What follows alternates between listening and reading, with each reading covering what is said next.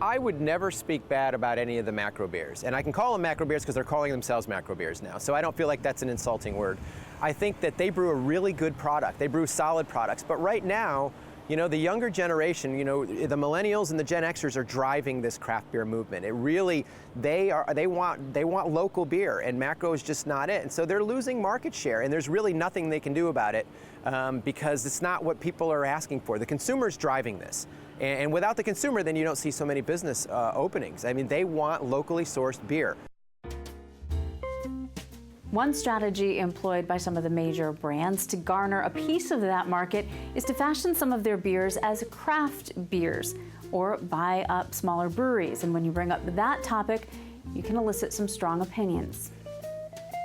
Local restaurant owner Tim Hardiman is an advocate for using local, buying local, and supporting local. He uses local produce in his menu items, and when it comes to beer, the emphasis is on New York State craft beer. And like many craft beer fans, he strongly supports independent business. You see some really quality breweries that have been bought up by the bigger names. And then, you know, oh, they sold their soul, or what's Goose Island? Yep, that was a big Goose one. Island is a high quality brewery. And now they're owned by Budweiser. And I, just on principle alone, do not drink that, but the quality of the beer hasn't changed at all. Well, I think it has actually. Has it? Like, they brought some to much more mass production, and that always drops the quality. No matter what you do, the more you make of something, it's gonna affect the end result.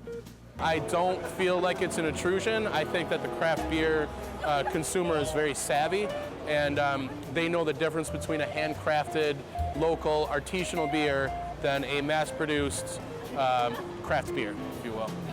There's a lot of beer to be consumed in the U.S. and in the world, so there's room for all of it. You know, I mean, the consumer's going to ultimately pick what they want to pick for whatever reason they want to pick it, whether it's quality, whether it's a story, whether it's the shiny label, whatever reason there is. But there's a lot of beer to be consumed in the U.S. If you look at a brand like, let's say, Sierra Nevada, for instance, who is a very well-known brewery in the country, one of the best in my opinion, and started as a craft brewer. In my opinion, as long as the quality does not suffer, they'll always be a craft brewer to me as long as they put that thought into their product. At the heart of any brewery, no matter how big or small, is the brewmaster. And this is especially true of the small craft breweries. The brewmaster is so important that without him or her, there may be no beer. Chris Talgo monitors the pulse of the local scene with several businesses, a restaurant, a bakery, and the Nail Creek Pub, a popular spot to get a drink or bite to eat on Varick Street in Utica. The Nail Creek Pub opened in 2008 with brewing craft beer as a primary goal. When we originally opened 7 or 8 years ago now, our original intent was always to have a microbrewery. And about 4 years into it, we were able to make that happen through about probably 2 or 3 years of hard work, and we were getting miscellaneous equipment from like old maple syrup farms and just all over the place. So we finally made it happen, and it was myself and my friend Chris, and we were making incredible beer. A brew day was about 12 hours to 14 hours, just you would get there from the beginning to the end. We were making phenomenal beer, but some things happened, and Chris had to go back to Albany.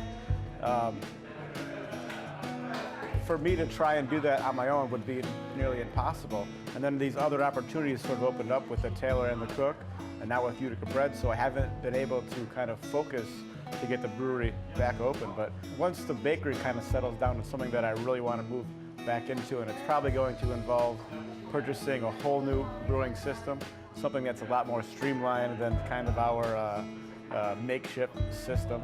And it's probably going to be a very small brewery, like a 2 to 3 barrel.